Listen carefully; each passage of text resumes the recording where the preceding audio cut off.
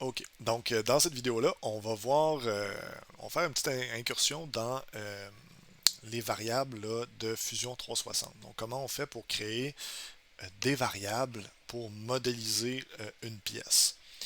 Donc si vous vous rappelez bien, dans le précédent vidéo, je vous ai dit que en modifiant la hauteur du plan ici, on modifierait la hauteur de la pièce automatiquement. Modifier la fonction, on va entrer 200 au lieu de 150. Et vous voyez, la hauteur se modifie automatiquement. Pourquoi? Parce qu'on a référencé euh, le premier sketch sur le plan d'origine.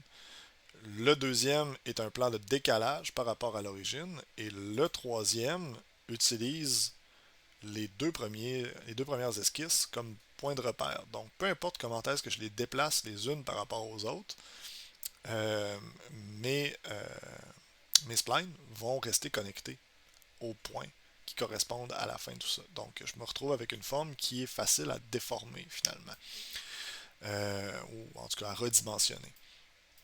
Maintenant, si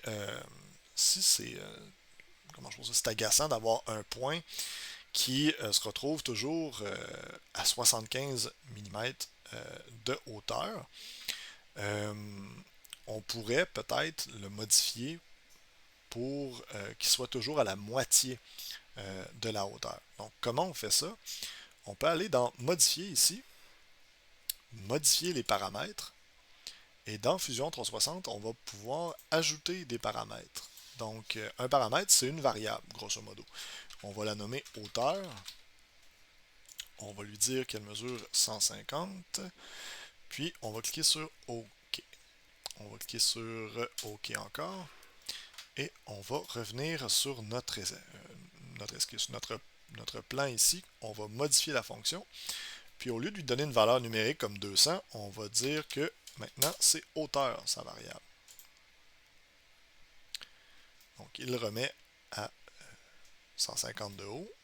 Puis ici, au lieu de dire que c'est 75, qui se trouve être la moitié de 150, on pourrait dire hauteur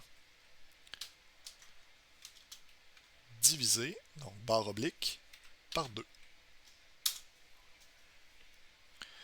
Donc, si je reviens modifier maintenant à l'aide de mes paramètres ma modélisation, je vais me positionner comme ça ici. Je vais changer l'expression pour 200.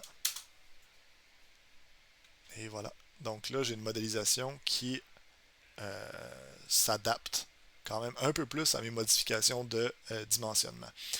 On pourrait faire la même chose avec la longueur de mes poignées de spline. Puis on pourrait également faire un calcul qui nous donnerait un ratio pour ce qui est de l'angle question, qu'on n'obtienne pas des déformations là, si on l'allonge trop, par exemple. Donc, c'est comme ça qu'on peut modéliser à l'aide de paramètres et d'équations dans Fusion 360. Je vais faire une petite parenthèse avant de terminer.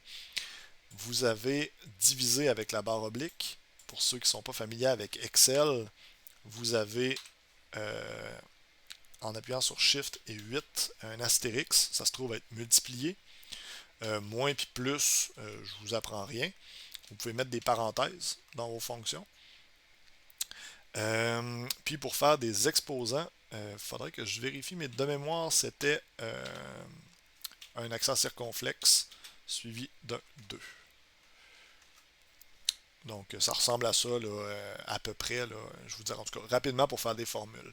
Donc, tout ce qui est applicable dans une case Excel en termes de formules simples va l'être directement là, dans les espaces de cotation de Fusion 360. Donc, n'hésitez pas là, à les utiliser. Idéalement, si le logiciel peut calculer des dimensions ou des ratios pour vous, ben, faites-lui faire. C'est aussi simple que ça. Donc, on se retrouve dans une prochaine vidéo.